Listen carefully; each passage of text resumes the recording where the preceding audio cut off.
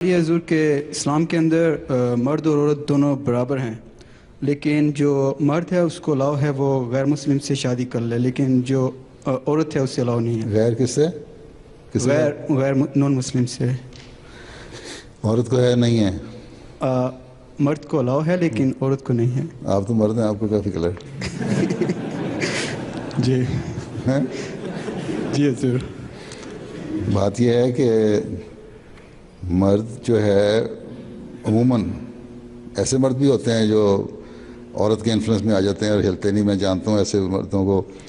مثلا ایک عورت مرد ہے، اس نے ایک شیعہ عورت سے شادی کی، پولیس آفیسر ہیں پاکستان میں، بڑے اچھے عہدے پہ ہیں، ٹھیک ہے، لیکن اس شیعہ عورت نے ان کو اتنا دبایا کہ وہ احمدیتی چھوڑ بیٹھے ہیں۔